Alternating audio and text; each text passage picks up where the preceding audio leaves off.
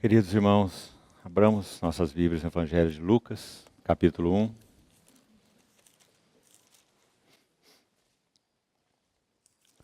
Vamos ler desde o verso 1.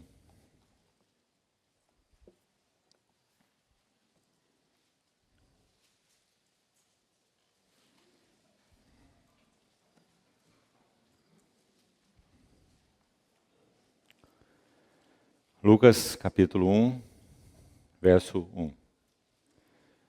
Visto que muitos houve que compreenderam uma narração coordenada dos fatos que entre nós se realizaram, conforme nos transmitiram os que desde o princípio foram deles testemunhas oculares e ministros da palavra, igualmente a mim me pareceu bem, depois de acurada investigação de tudo desde sua origem, dar-te por escrito, excelentíssimo Teófilo, uma exposição em ordem, para que tenhas plena certeza das verdades em que foste instruído.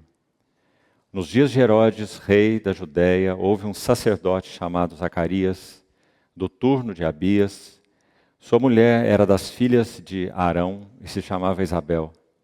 Ambos eram justos diante de Deus, vivendo irrepreensivelmente em todos os preceitos e mandamentos do Senhor, e não tinham filho, porque Isabel era estéril, sendo eles avançados em dias.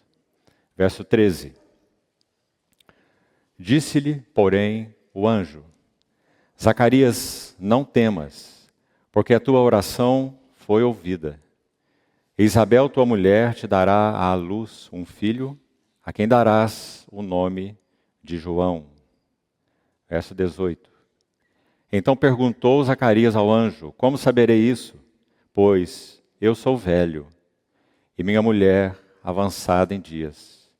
Respondeu-lhe o anjo: Eu sou Gabriel, que assisto diante de Deus, e fui enviado para falar-te e trazer-te estas boas novas.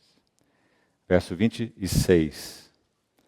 No 6º mês, foi o anjo Gabriel enviado da parte de Deus para uma cidade da Galiléia chamada Nazaré. Verso 30. Mas o anjo lhe disse: Maria, não temas, porque achaste graça diante de Deus. Eis que conceberás e darás à luz um filho, a quem chamarás pelo nome de Jesus. Este será grande e será chamado Filho do Altíssimo. Deus, o Senhor, lhe dará o trono de Davi, seu pai. Verso 35. Respondeu-lhe o anjo: Descerá sobre ti o Espírito Santo, e o poder do Altíssimo te envolverá com a sua sombra. Por isso também o ente santo que há de nascer será chamado Filho de Deus. Verso 38. Então disse Maria: Aqui está a serva do Senhor, que se cumpra em mim conforme a tua palavra. E o anjo se ausentou dela. E finalmente, versos 46 e 47. Então disse Maria: A minha alma engrandece ao Senhor, e o meu espírito se alegrou em Deus, meu Salvador. Vamos orar.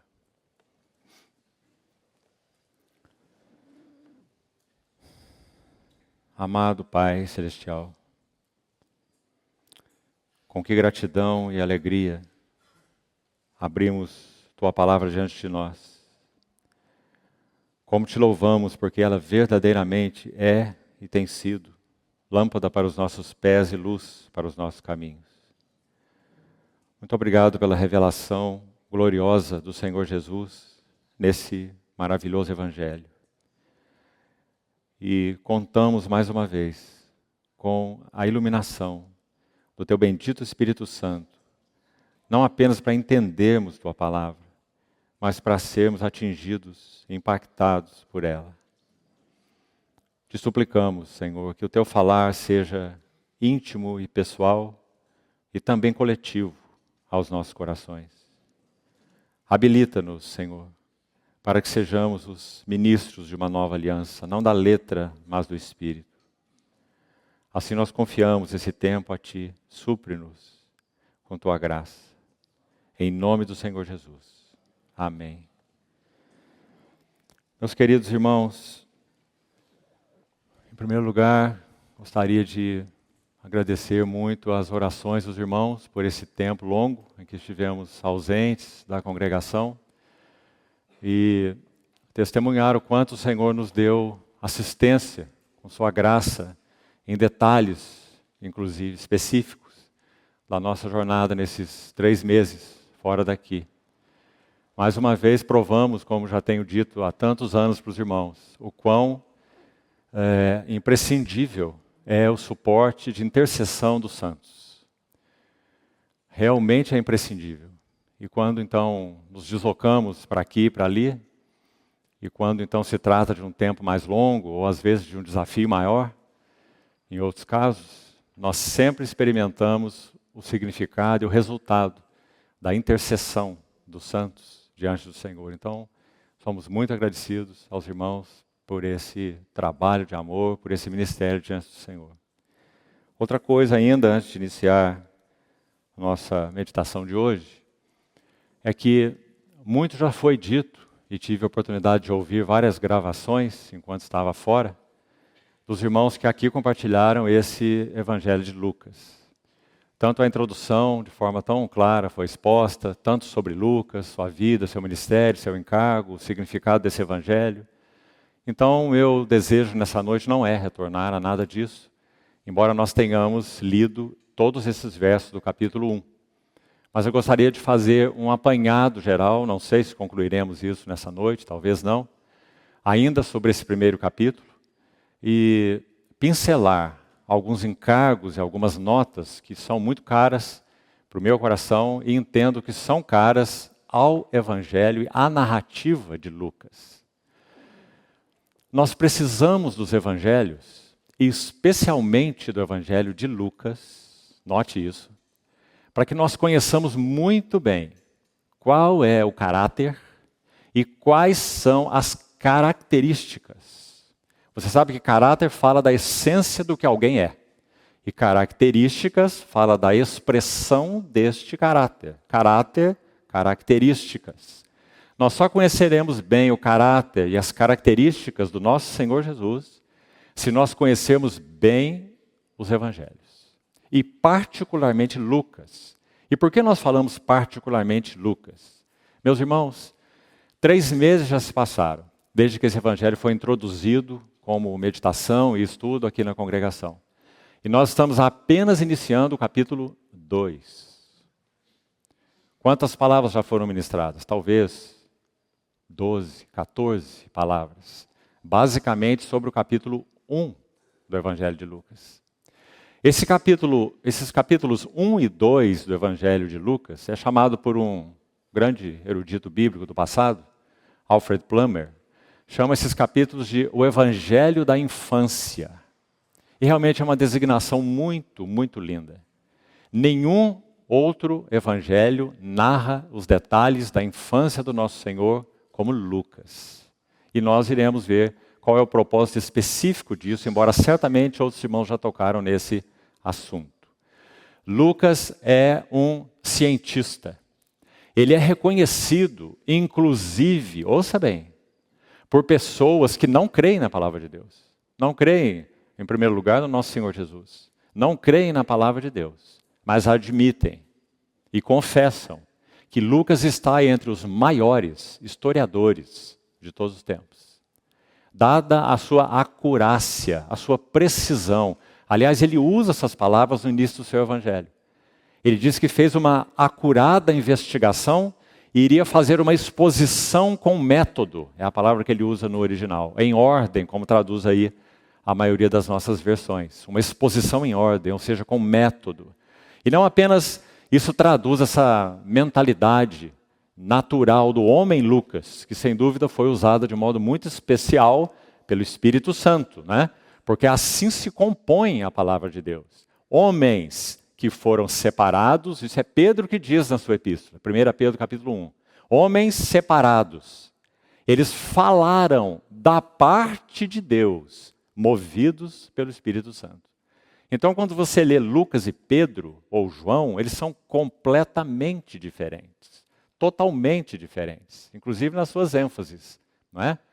Mas a verdade se aplica a todos eles. Homens que foram separados, eles falaram não de particular elucidação, mas eles falaram da parte de Deus, 1 Pedro 1, 21, movidos, a ideia lá é impelidos pelo Espírito Santo.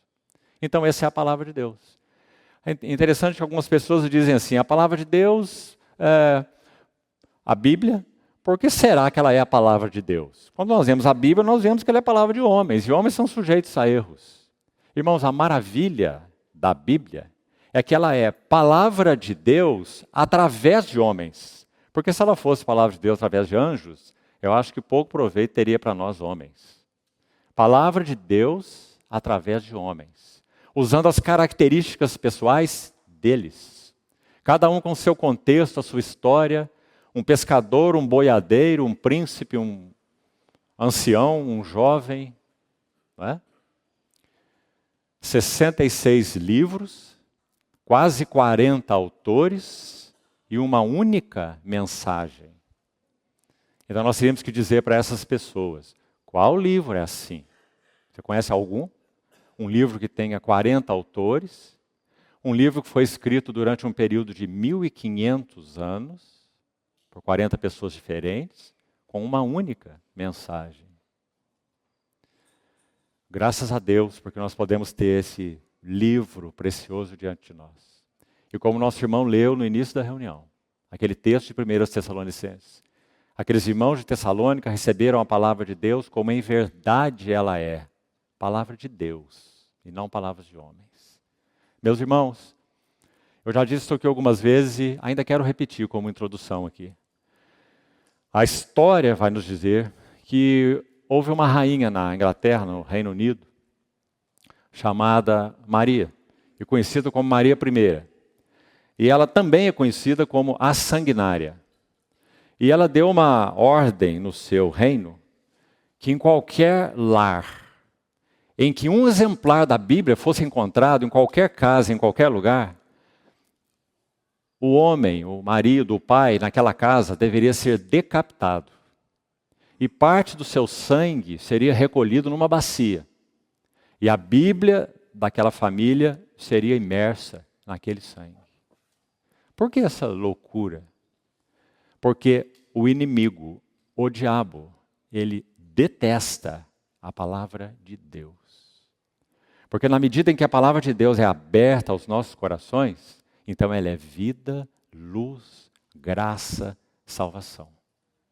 Então, meus irmãos, que privilégio nós temos, não apenas de nos assentarmos aqui nessa noite, mas de termos aberto diante de nós esse livro, a palavra de Deus. Louvado seja o Senhor. E quando abrimos o Evangelho de Lucas, o que nós temos?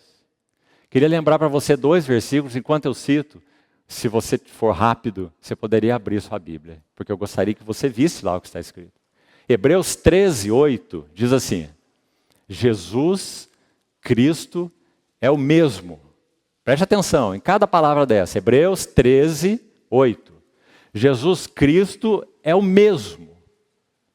Ontem, hoje e o será para sempre.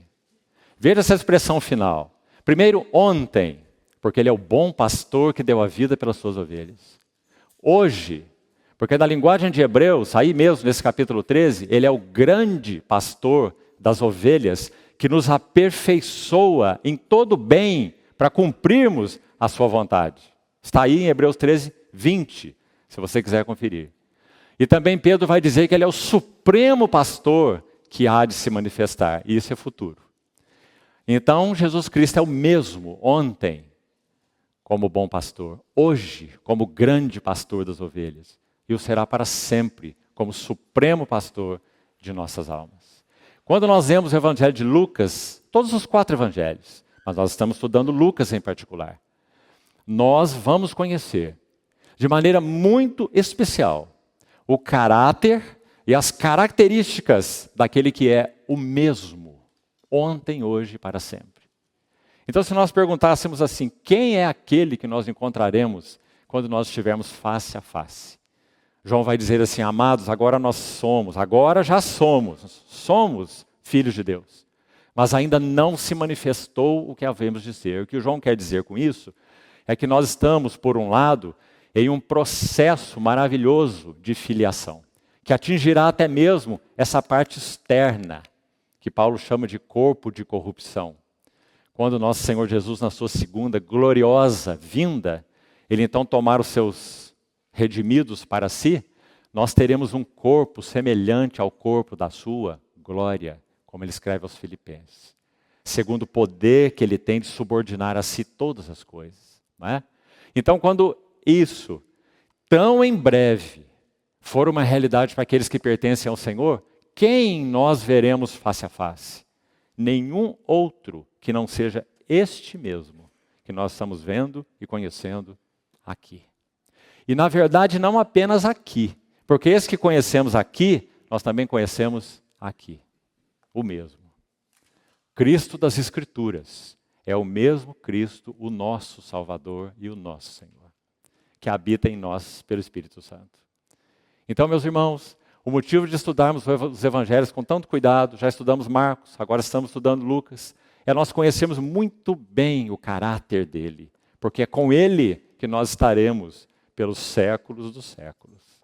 E é conhecermos muito bem as características dele. Sabe, irmãos, para citar um exemplo entre tantos que teremos oportunidade nesses meses a fio, estudando esse evangelho, se o Senhor não nos tomar para si antes disso, se ele interrompesse esse evangelho e se tornasse para nós o evangelho vivo diante dos nossos olhos, não é? Mas até que ele venha, nós estaremos gastando nosso tempo nesse evangelho. E então, é só esse evangelho, lá no capítulo 12, que vai dizer que esse nosso Senhor Jesus, esse, que tem esse caráter, que tem essas características, quando ele se revelar dos céus àqueles que forem seus mordomos fiéis, ele irá colocá-los em uma mesa. Claro que é uma parábola, claro, está falando de coisas celestiais, está falando de uma comunhão única, não é? E os detalhes dela.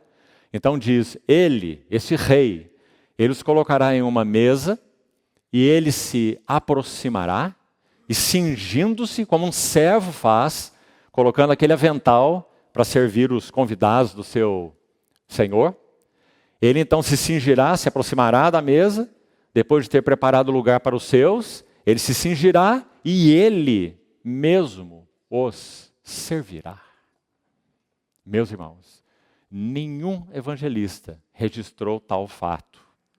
Sem dúvida é a declaração mais impressionante que nós temos sobre o nosso Senhor Jesus, o Senhor dos senhores e o Rei dos reis.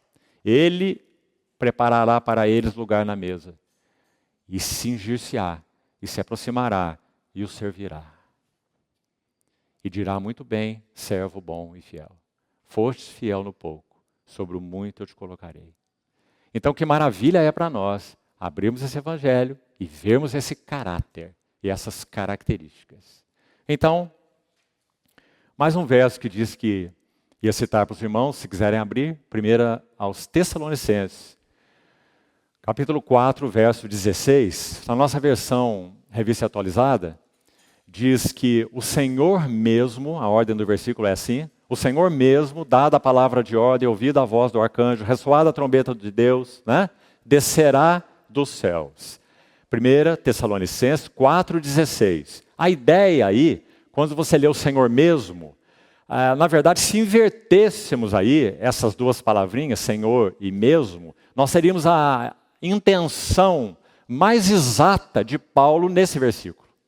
Porque na verdade não é uma expressão assim leve, ele dizendo assim, o Senhor mesmo descerá dos céus. Não, a ideia de Paulo é a seguinte, o mesmo Senhor descerá dos céus.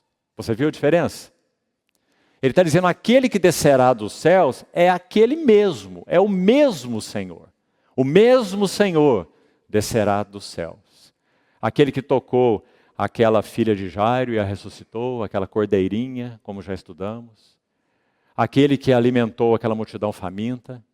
aquele que recebeu escárnio e açoites daqueles que o oprimiam, aquele que foi pendurado no madeiro, aquele que olhou para o mais miserável, aquele que tocou o leproso, o mesmo Senhor descerá dos céus.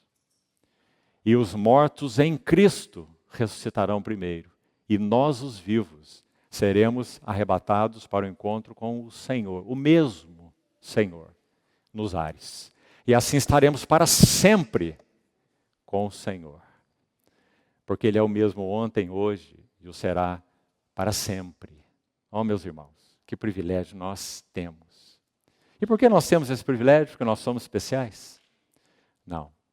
Porque um dia a palavra viva de Deus falou pessoalmente aos nossos corações, conduziu-nos ao arrependimento e levou-nos a nos prostrar aos pés dele e confessá-lo como nosso suficiente Salvador. Deixamos de confiar em nossas justiças, eu sou isso, eu sou aquilo, eu nasci nesse lar, eu sempre fui um bom cidadão, respeitável, justo, educado, né? Cumpridor das leis. Nós vimos diante dele que as nossas justiças eram um trapo imundo, e nós nos dobramos diante dele, e a sua misericórdia nos acolheu. Ele se fez o nosso Salvador, Cristo de Deus, o nosso Senhor. E é com Ele que nós estaremos por toda a eternidade. O mesmo Senhor. Então, meus irmãos, vamos caminhar um pouquinho nesse Evangelho, como eu falei, extraindo um pouco do que nossos amados irmãos e servos do Senhor já compartilharam aqui sobre esse capítulo. Então, uma abordagem mais panorâmica que eu gostaria ainda de fazer com os irmãos. Os primeiros 2 versos que nós já lemos e repetimos, Lucas vai enfatizar que ele está narrando fatos, para ser bem redundante aqui. Lucas enfatiza que ele está narrando fatos, né? Não são lendas, não são coisas que aconteceram aí num cantinho e ninguém tomou conhecimento, não é? Mas ele é um historiador que está narrando fatos, investigados por um homem do gabarito de Lucas, né? Então, assim ele começa o Evangelho e diz assim: muitos houve. Aqui, em primeiro lugar, eu queria chamar a sua atenção para isso. Não apenas ele fez, veja, muitos houve que empreenderam uma narração coordenada dos fatos que entre nós se realizaram. Nós só temos 4 evangelhos, certo? Mas muitos houve que empreenderam essa narrativa. Muitos foram impactados, assombrados, conquistados por essa pessoa maravilhosa. Embora nós só tenhamos 4 evangelhos, porque foi isso que o Senhor considerou suficiente para que fosse colocado e guardado na sua palavra. 4, não precisávamos de 8, de 10, de 20 evangelhos. Mas muitos houve que empreenderam tal narrativa. Qual o motivo? O motivo é que pela primeira vez, na história humana tão longa, talvez mais de 4.000 anos, até a encarnação do Verbo de Deus, os homens tiveram a oportunidade de ver e de ouvir a palavra eterna, o Logos de Deus, agora em plena expressão em carne. O Verbo que se fez carne. Por isso muitos empreenderam narrativas. E não é de se admirar.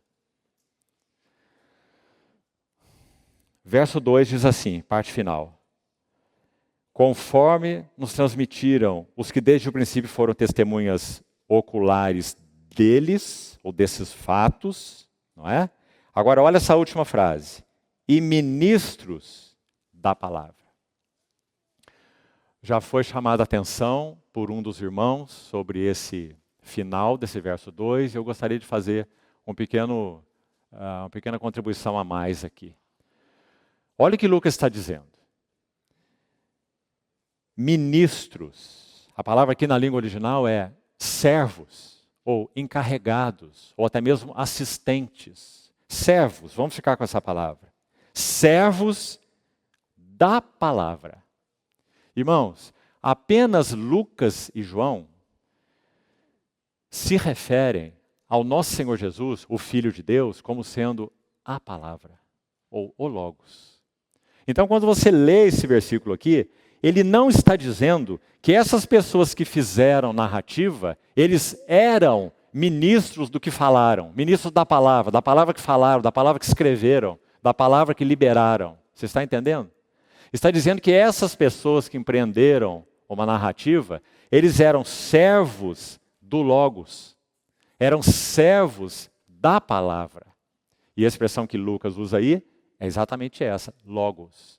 E não quero falar de novo sobre ela, porque já foi falado aqui o que Logos significa. Quando que essa palavra foi usada a primeira vez? Por aquele filósofo grego chamado Heráclito, de Éfeso, 600 anos antes de Cristo, e o Espírito Santo tomando essa palavra, pondo na boca de João e explicando que na verdade era o Logos. Não uma força, um poder supremo, um princípio impessoal, palavras que são usadas até hoje por muitos, não é? Veem Deus assim, de modo impessoal, isso não significa nada. Na verdade, meus irmãos, na verdade, a Bíblia diz que o diabo crê mais do que isso. E ele não é salvo. O diabo não crê que Deus é impessoal. O diabo não crê que Deus é uma força suprema. Está entendendo? O diabo sabe que Deus é um ser pessoal. Porque antes dele ser o que é, inimigo de Deus, ele era o Lúcifer, o anjo de luz, criado por Deus, que contemplava a glória do Senhor Jesus. Ele sabe muito bem quem Deus é. E contra esse Deus ele se rebelou. Agora, tantos há, os incrédulos de hoje, que falam de um Deus abstrato, um Deus impessoal, um Deus força, um Deus poder. Graças ao Senhor, porque Deus se revelou em Jesus como Ele é um Deus pessoal. Então, quando Lucas vai dizer que esses foram servos do Logos, essa palavra Logos para Lucas é tão importante quanto a mesma palavra Logos para João. E o que eles querem dizer com isso, tanto Lucas quanto João? Eles querem dizer que em Jesus de Nazaré, esse homem, Deus encontrou, realizou plena expressão de 4 coisas. Plena expressão da sua mente, a mente de Deus, plena expressão da natureza de Deus, plena expressão do caráter de Deus e plena expressão das intenções de Deus. Todas essas coisas são plenamente expressas em Jesus. Por quê?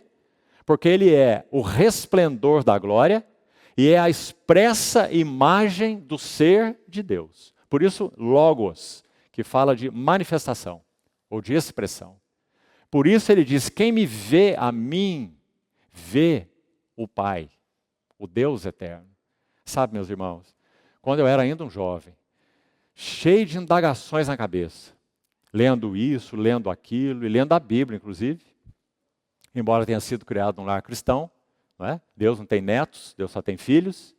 Então, quando no momento oportuno, ainda um adolescente, pela graça de Deus, ele me alcançou, uma das coisas maravilhosas que ficaram claras para mim, e dentre tantas outras, é que nenhum homem disse ou poderia dizer o que esse Jesus de Nazaré disse. Eu sou pão da vida. Eu sou luz de todo mundo. Eu sou o bom pastor que dá a vida pelas ovelhas. Eu sou a própria ressurreição. Irmãos, palavras dessas na boca de qualquer outro, se você quiser chamar de mestre, não é? Embora esses mestres diante dele são nada, mas pode chamá-lo de mestre. Pode chamar Buda de mestre, pode chamar Confúcio de mestre, pode chamar Dalai Lama de mestre, quem você quiser chamar de mestre. Agora, nenhum deles teria a menor condição de falar palavras dessas. Imagina eles falando isso. Né? Eu sou a luz do mundo. Eu sou o bom pastor. Eu sou a vida, a ressurreição. Quem olha para mim e me vê, vê o próprio Pai, vê o próprio Deus. Se eles dissessem isso, eles seriam chamados de loucos, não é? E seriam loucos mesmo. Mas esse homem não. Esse homem é o que ele é. Jesus, Cristo, o Filho do Deus vivo. Nosso Senhor, o nosso Salvador. Por isso ele é tão único, tão singular, tão maravilhoso. E o seu nome será Maravilhoso Conselheiro. Deus forte, Pai da eternidade e o príncipe da paz. Só ele o é. Então, esse é o Logos de Lucas, assim como é o Logos de João. Então, Lucas está dizendo que esses são servos do Logos. Agora, vamos avançar um pouquinho mais. Abra, por favor, o livro de Hebreus.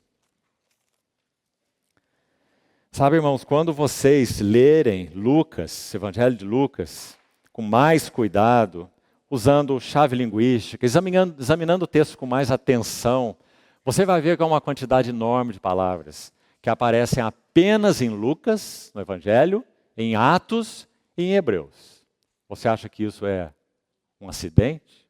Ou será que Lucas é o autor de Hebreus?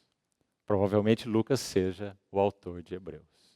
Então, quando nós abrimos o livro de Hebreus, nós vamos descobrir que a relação entre o Evangelho de Lucas e o livro de Hebreus é intensa. Já foi dito aqui que o tema principal de Lucas, o encargo de Lucas, é revelar a nós que esse Jesus é um homem segundo o coração de Deus. Da mesma maneira que Mateus enfatiza que Jesus é o rei, né? Todos sabemos. Da mesma maneira como estudamos que Marcos enfatiza que ele é o servo, com S maiúsculo, servo dos servos, não é? O servo sublime. Da mesma maneira que João enfatiza que ele é Deus, o Filho de Deus, o próprio Deus, não é? É o verbo que se fez carne.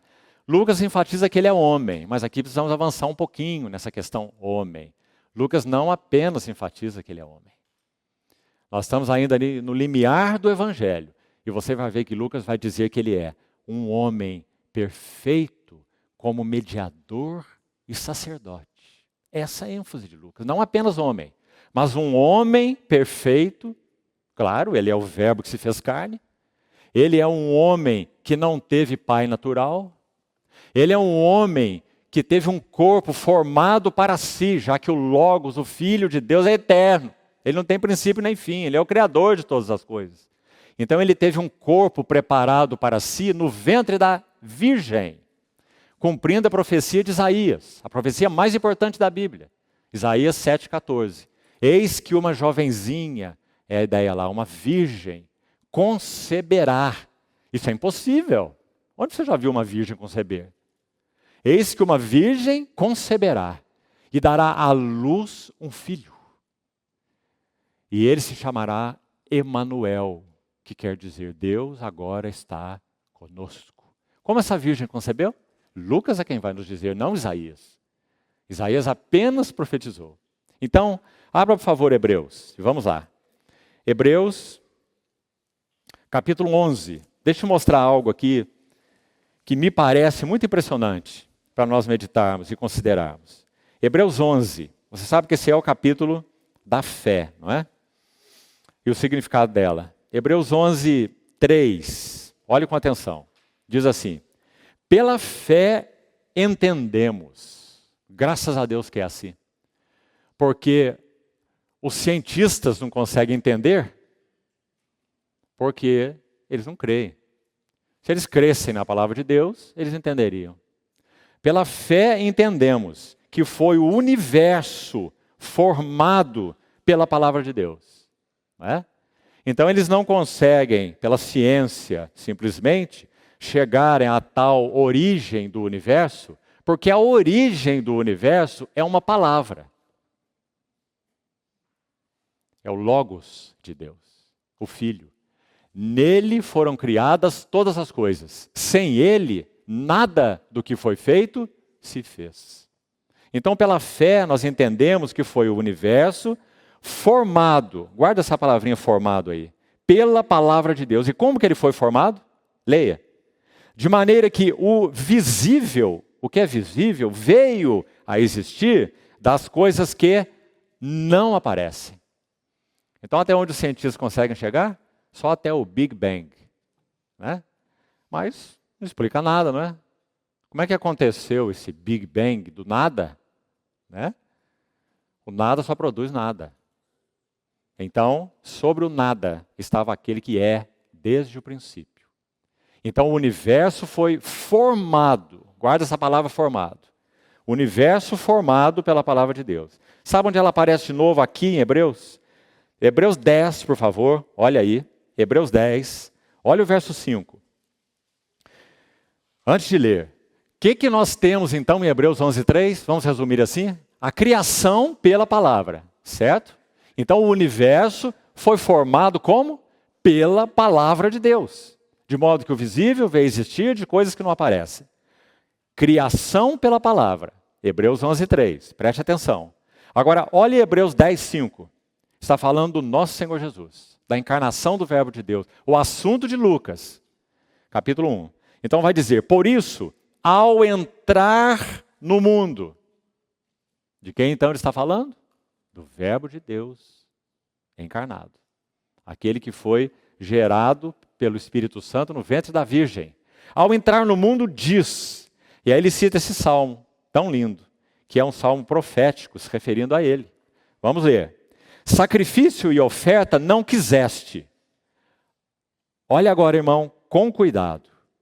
Antes, um corpo me formaste, ou preparaste.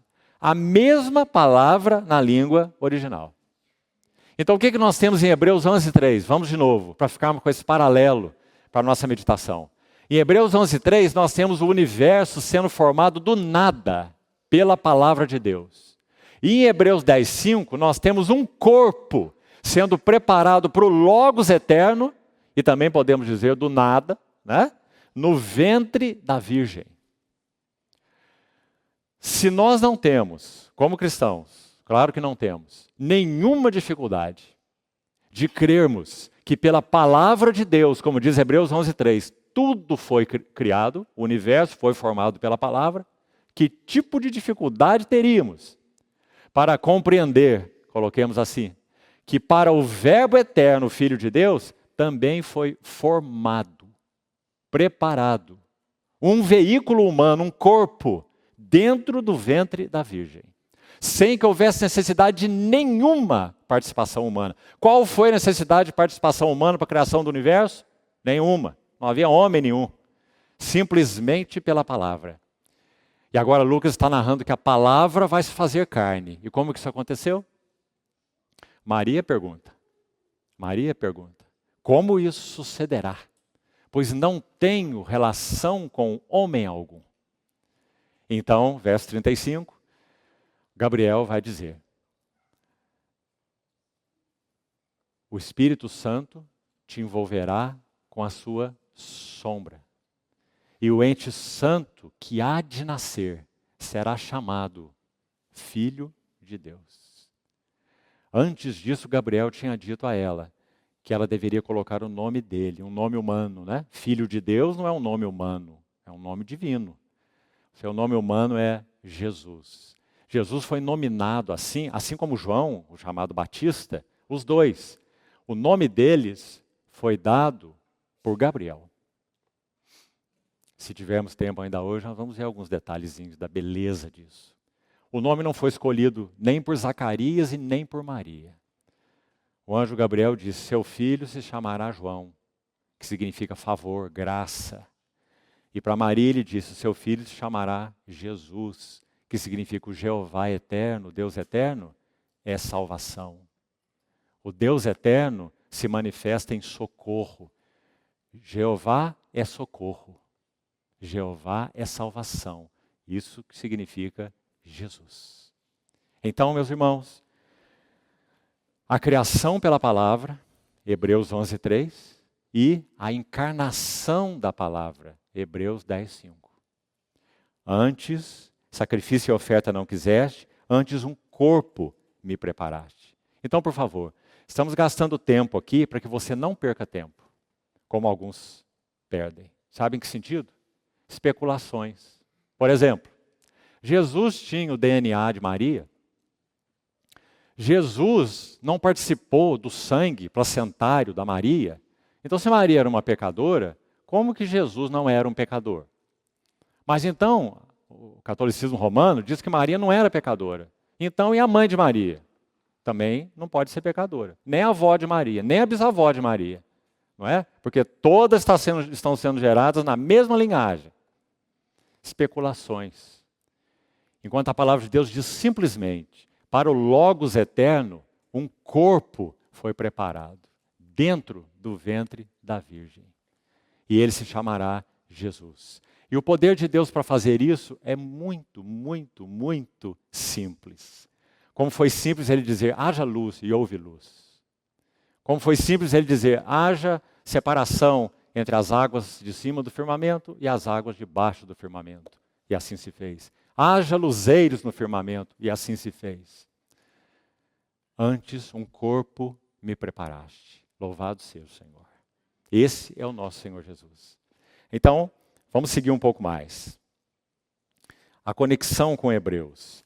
Abra o capítulo 4 agora. Essa conexão me impressiona tanto que eu gostaria nessa reintrodução, já que nossos irmãos, graças a Deus, já nos deram tanto, nessa reintrodução de Lucas, chamar a atenção dos irmãos para essa conexão com Hebreus. Capítulo 4 do livro de Hebreus, verso 14, um lindo texto, diz assim, ouça com atenção, Hebreus 4, 14. Tendo, pois, a Jesus. Irmãos, é um nome que o autor de Hebreus, talvez Lucas, aprecia demais. Ele usa o nome Jesus desacompanhado de outros títulos nesse evangelho muitas vezes. Aqui é o caso. Depois de Jesus, ele coloca uma vírgula, está vendo aí? Ele quer enfatizar esse nome humano. Por que ele não diz, tendo, pois, a Cristo, o Filho de Deus? Ele diz, tendo, pois, a Jesus, o Filho de Deus. Ele vai dizer aí no capítulo 3, dê uma olhada rápida aí. Por isso, santos irmãos que participais da vocação celestial, considerai atentamente o apóstolo e sumo sacerdote da nossa confissão, vírgula, Jesus. Está vendo? Muitas vezes, são quase 10 vezes, o autor de Hebreus usa nesse livro a palavra Jesus desacompanhada, sozinha, porque ele quer enfatizar a humanidade do Senhor Jesus. Não o fato dele ser o Cristo, não o fato dele ser o Filho de Deus, mas o fato dele ser homem, o verbo que se fez carne. Então, tendo, pois, a Jesus, o Filho de Deus, como grande sumo sacerdote, está vendo o tema do sacerdote? Nenhum livro do Novo Testamento, ouça isso também, nenhum, enfatiza o sacerdócio de Cristo como Hebreus, certo? E nenhum dos 4 evangelhos enfatiza que esse Jesus homem é um sacerdote como Lucas. Mateus não tem essa ênfase, nem Marcos e nem João. É Lucas quem tem a ênfase que Jesus é o sacerdote de Deus. Vou te citar um exemplozinho, interessantíssimo. O único evangelista que narra a parábola do bom samaritano é Lucas. E sabe o que é dito naquela parábola? Que aquele samaritano, aquele homem que sofria à beira do caminho, que não foi atendido por um levita, lembra? E aí Jesus vai dizer que também na beira daquele caminho, de Jerusalém para Jericó, passava um sacerdote. Sacerdote. E o sacerdote também viu aquele homem ferido e virou as costas. Porque a ênfase de Lucas é que Jesus é o homem sacerdote de Deus. E aí você vai ter todo o livro de Hebreus para explicar para você o que significa ele ser o sacerdote de Deus. É aquele que é capaz de condoer-se, Hebreus 5, dos ignorantes e dos que erram. Ele é aquele que foi tentado em todas as coisas à nossa semelhança, mas sem pecado. Então, para Lucas, Jesus não é apenas homem, o homem perfeito, ele é o homem sacerdote. E sendo o homem sacerdote, ele é o homem mediador entre Deus e os homens. Entendeu, irmão? Homem sacerdote. O homem mediador. Essa é a ênfase de Lucas. Não apenas homem. Então aqui vai dizer, tendo, pois, a Jesus, o Filho de Deus. Só uma referência para você, é isso que acontece em Lucas 1:31. Lucas 1:31. Quando Gabriel se apresenta, como já citei, e diz para Maria que esse que iria nascer dela deveria ser chamado de Jesus. Lucas 1:31. Socorro de Jeová, ou salvação de Jeová. Agora, Aí mesmo em Lucas 1:35, que também já citamos, quando a Maria pergunta a ele como isso, ao anjo, como isso aconteceria, então ele dá aquela explicação que eu já citei, ele vai dizer ao final, e o ente santo que há de nascer será chamado o quê? O Filho de Deus. Então quando você reúne Lucas 1:31, quando Gabriel diz que o nome dele será Jesus, com o versículo 35, que diz que ele será o Filho de Deus, esse ente santo, você tem aí exatamente o que o autor de Hebreus fez nesse versículo, colocando as duas expressões juntas. Tendo, pois, a Jesus, vírgula, o Filho de Deus. E na visão de Lucas, de Hebreus, né, a ênfase de Hebreus, como um grande sumo sacerdote que penetrou os céus, conservemos firmes a nossa confissão. Porque não temos, olha irmãos, o que nós veremos durante o estudo do Evangelho de Lucas todo, está resumido aqui nessas poucas palavras. Nós vamos ver um sumo sacerdote que pode, aí está sendo usado no sentido negativo, né? Não temos um sumo sacerdote que não possa se compadecer das nossas fraquezas. É isso que nós vamos ver em Lucas. Esse homem, sacerdote, mediador, que se compadece das nossas fraquezas, do homem como ele é. Veja mais aqui. Antes foi ele tentado em todas as coisas, à nossa semelhança. Olha essa ênfase. É exatamente a ênfase de Lucas no evangelho dele. Ele é homem à nossa semelhança, mas sem pecado. Por quê? Porque uma virgem concebeu e deu à luz a um filho, Jesus, o Filho de Deus. Agora, olha aqui mais, verso 16. Acheguemos-nos, portanto, então se é ele, Jesus, o Filho de Deus, se ele é esse grande sumo sacerdote, mediador, acheguemos-nos confiadamente junto a esse trono da graça. Que linda expressão.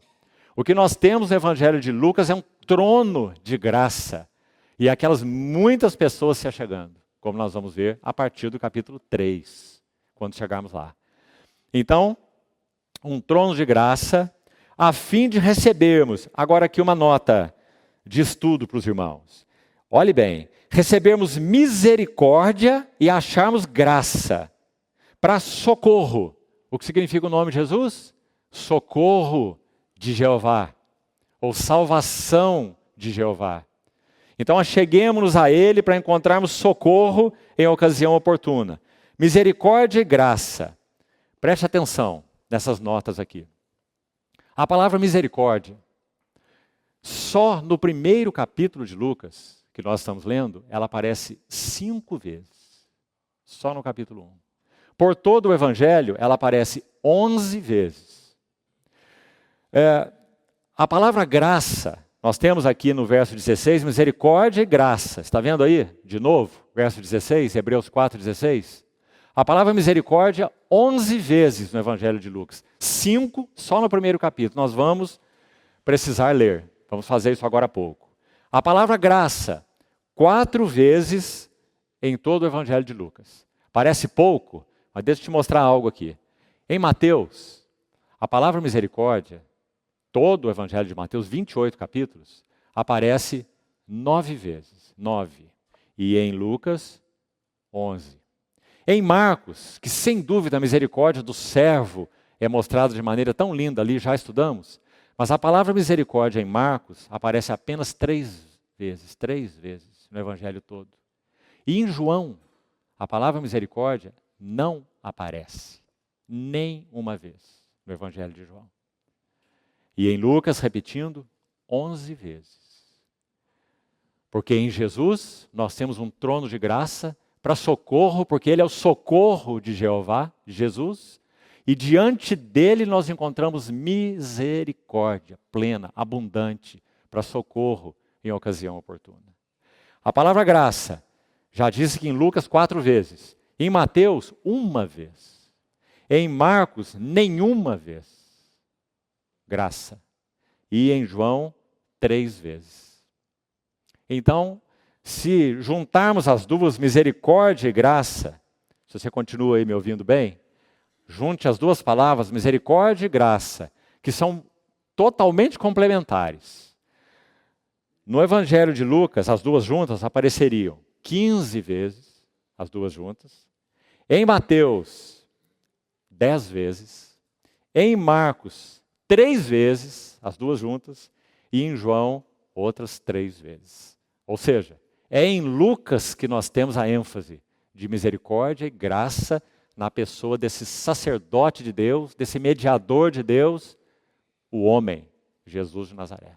Cheio de misericórdia, cheio de graça. Agora, vamos voltar lá para Lucas capítulo 1. Vamos fazer isso de modo bem objetivo, mas queria ler para você a beleza dessa palavra misericórdia no primeiro capítulo. 5 vezes, como nós já falamos, só nesse capítulo, e é importante, irmãos, que vejamos isso assim, porque o livro está abrindo com essa palavra. É uma ênfase, não é? 5 vezes no capítulo de abertura. O homem, sacerdote, mediador, cheio de misericórdia. Olha só. Capítulo 1, verso 50. Primeira vez está na boca de Maria, no seu cântico. Ela diz: a sua misericórdia vai de geração em geração sobre os que o temem. No verso 54, Maria repete: amparou a Israel, seu servo, a fim de lembrar-se da sua misericórdia. No verso 58, olha que linda essa menção. Ouviram os seus vizinhos e parentes que o Senhor usara de grande misericórdia para com ela e participaram do seu regozijo. Falando aqui de Isabel, né, com relação ao nascimento de João Batista. Agora, olha o cântico de Zacarias. Verso 72, já foi estudado aqui também pelos nossos irmãos. Verso 72, Zacarias vai dizer: para usar de misericórdia com os nossos pais e lembrar-se da sua santa aliança. E finalmente, talvez seja a menção mais linda, é o verso 78. Zacarias vai dizer assim: graças à entranhável misericórdia do nosso Deus, pela qual nos visitará o sol nascente das alturas. Quem é o sol nascente das alturas? É o nosso Senhor Jesus. Então, Zacarias tem um entendimento que o seu filho seria o precursor, João Batista, né, o seu filho, seria o precursor daquele que é o sol nascente das alturas. E o sol nascente nas alturas nos visitaria por causa da entranhável. Você está vendo essa palavrinha aí? Acho que a melhor, nossa, talvez, em português para nós usarmos, seria visceral. Sabe quando você escuta alguém dizer assim: aquele indivíduo tem um ódio visceral, não é? Tem uma ira visceral. Está dizendo que aquilo é tudo que ele é, não é? Aquilo vem de dentro dele, das entranhas dele. É isso que está escrito nesse versículo. Deus tem uma misericórdia visceral. Entranhas de misericórdia. Isso não é maravilhoso? Ah, meus irmãos, porque Ele conhece a nossa estrutura e sabe que nós somos apenas pó. Nosso irmão, amado irmão, Christian Shen, hoje com o Senhor, eu ouvi dizer muitas vezes assim: o homem não tem nada para se orgulhar. Seu pai foi Adão. Seu avô foi o pó. E seu bisavô foi o nada. Não é? Nosso pai foi Adão. Nosso avô foi o pó. Nosso bisavô, o nada. Por que nós temos para nos orgulhar? Graças à visceral misericórdia do nosso Deus, nos visitou o sol nascente das alturas. E foi Deus que disse quanto a nós, quanto a cada um de nós que crê nele: de trevas resplandeça luz. E Ele resplandeceu nos nossos corações, para a iluminação do conhecimento. Ah, que conhecimento nós tínhamos da glória de Deus na face de Cristo. Nenhum. Mas Ele disse: de trevas resplandeça luz. Graças à sua visceral misericórdia. Louvado seja o seu nome. E isso é o que nós vemos em Lucas. Nós fomos alvos dessa misericórdia visceral. Essa que foi ao pó, ao nada, e nos buscou. Aliás, muitos estudiosos consideram Lucas 19:10 o versículo-chave de Lucas. Lucas 19:10. E o que diz lá? Porque o Filho do Homem veio buscar e salvar o que estava perdido. O Filho do Homem veio buscar e salvar o que estava perdido. Bendito seja o nome do Senhor. Ainda, irmãos, um passo mais. Ainda podemos dar mais um passinho. Vamos voltar para Hebreus. Hebreus 7. E vamos concluindo por hoje. Na semana que vem nós retornamos em algumas questões ligadas a Maria, a Zacarias e Maria.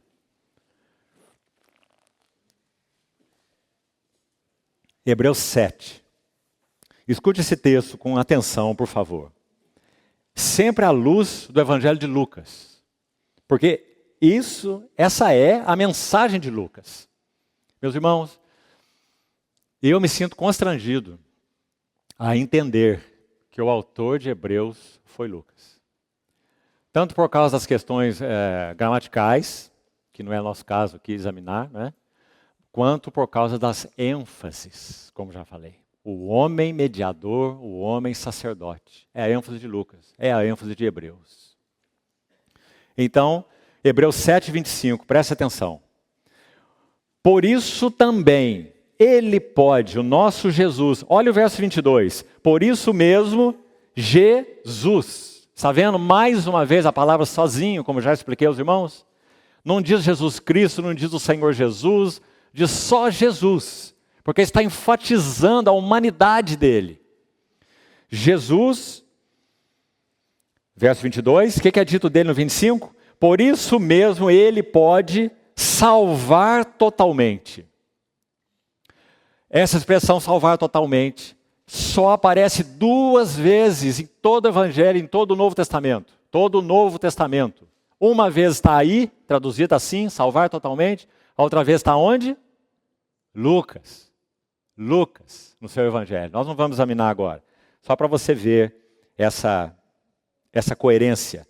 Então diz que esse Jesus pode salvar totalmente os que por ele se chegam a Deus, porque ele é o quê? O mediador único entre Deus e os homens. 1 Timóteo 2,5. Há um só e único Deus. E um só mediador entre Deus e os homens.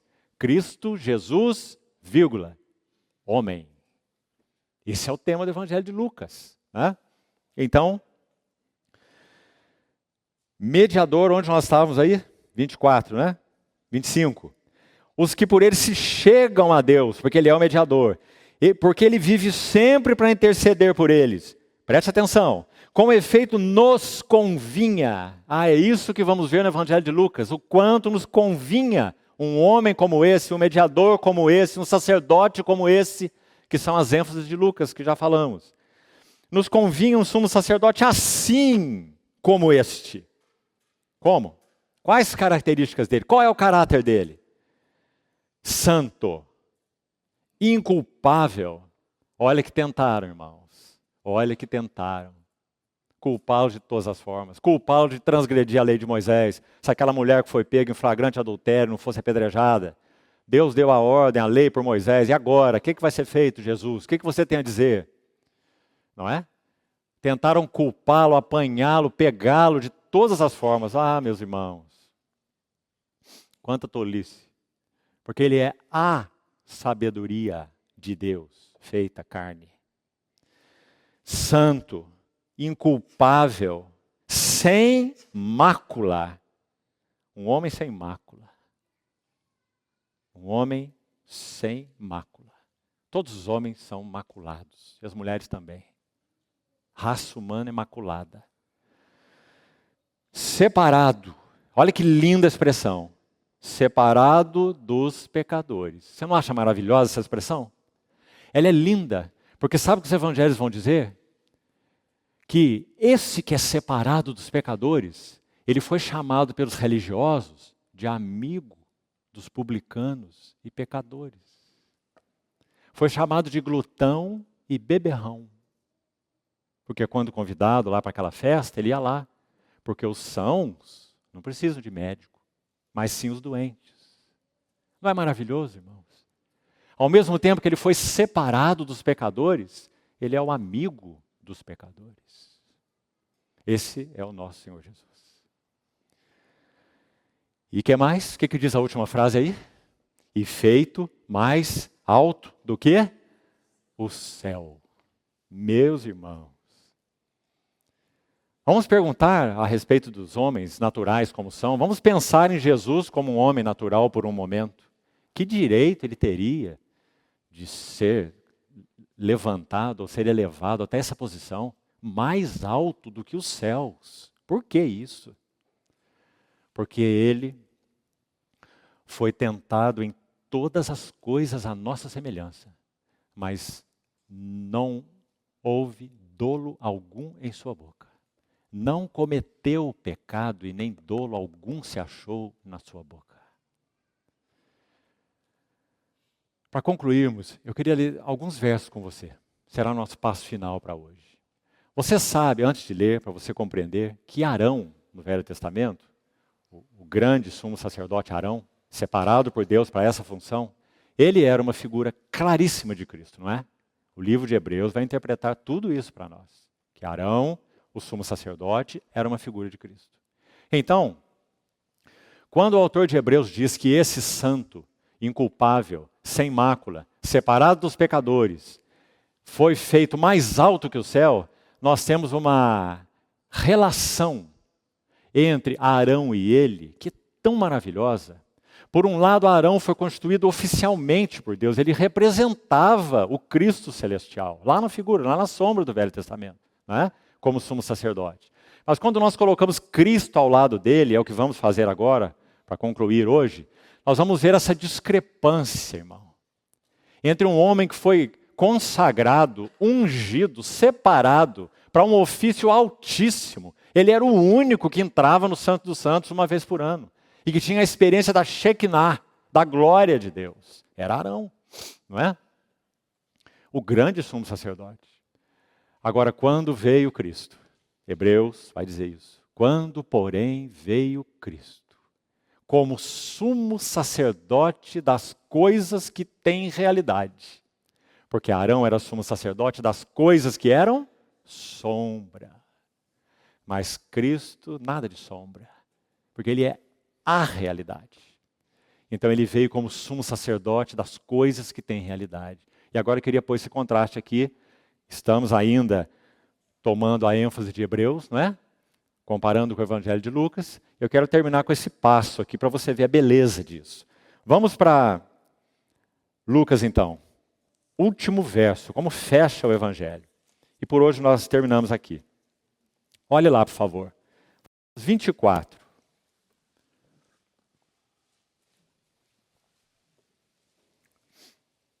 Eu sei que nós estamos colocando muitas ideias nessa noite, então que o Senhor te dê graça para ter aberto aí tua sacolinha, recolhido as sementes, e quem sabe domingo de manhã podemos plantar algumas delas aqui no nosso jardim. Então Lucas 24 diz assim, verso 50. Então, o Senhor Jesus já está ressurreto, claro, né? Se apresentou a várias testemunhas. Então os levou, seus discípulos, para Betânia. E erguendo as mãos, os abençoou.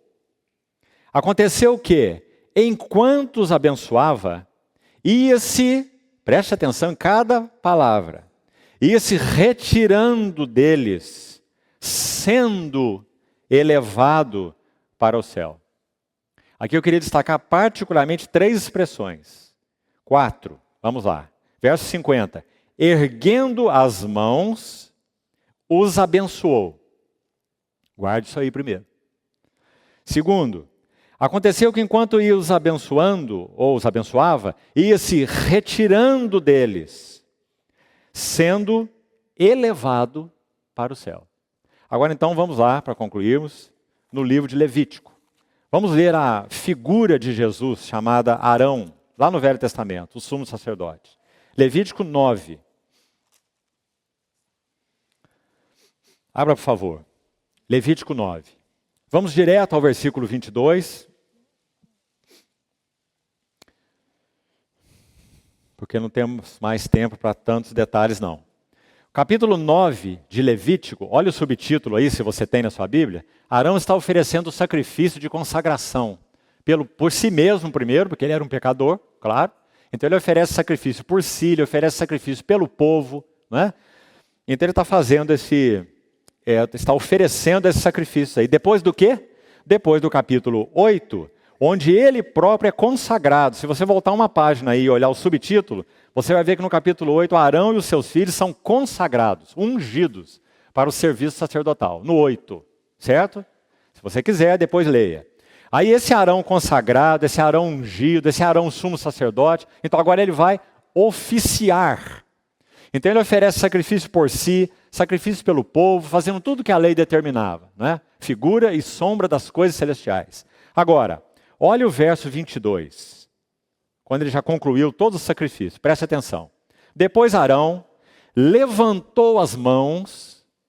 O que Jesus fez, que nós lemos em Lucas 24?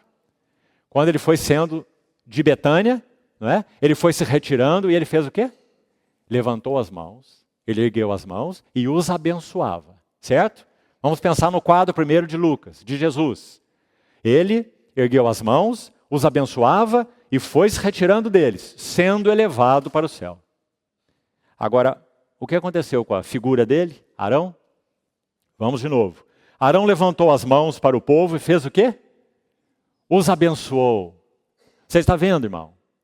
Claramente, Lucas está interpretando a figura, a realidade de Cristo na figura de Arão, com as mesmas palavras.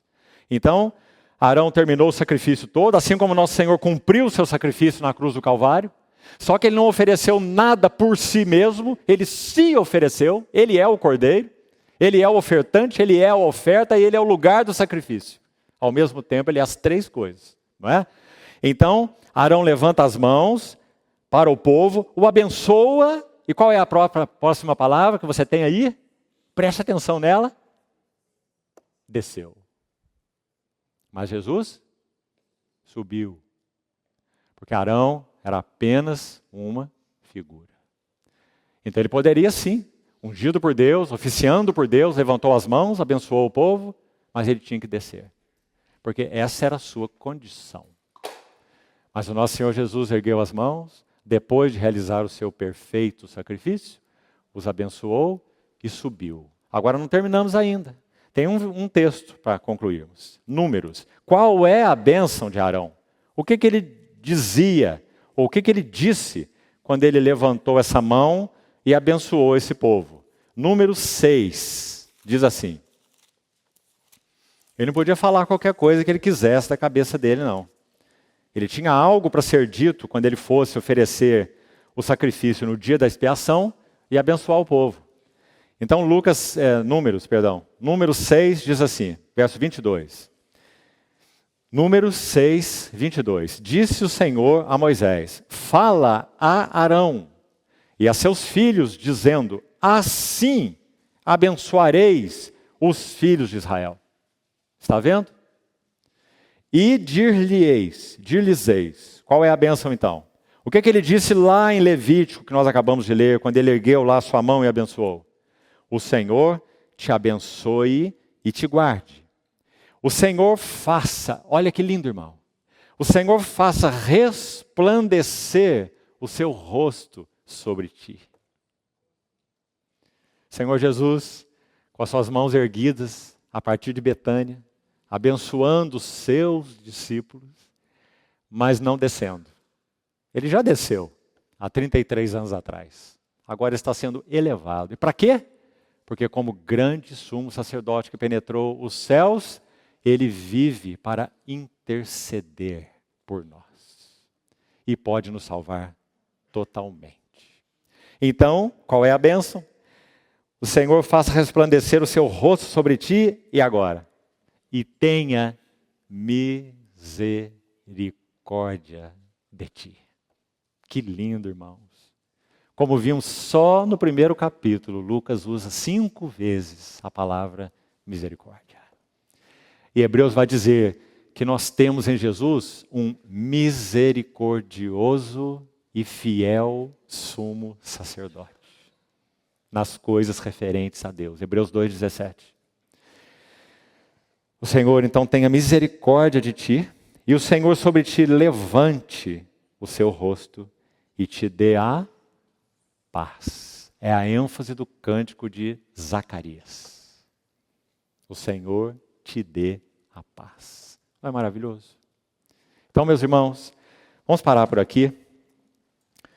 Não teríamos hoje tempo demais. Se o Senhor permitir, quarta-feira nós vamos retornar a Zacarias, um pouquinho da história dele narrada aí, e um pouco sobre Maria, a história dela também, e o seu cântico. Então, se você puder, leia de novo esse capítulo 1 de Lucas, para podermos fazer essas abordagens panorâmicas ainda antes de prosseguirmos. Vamos orar.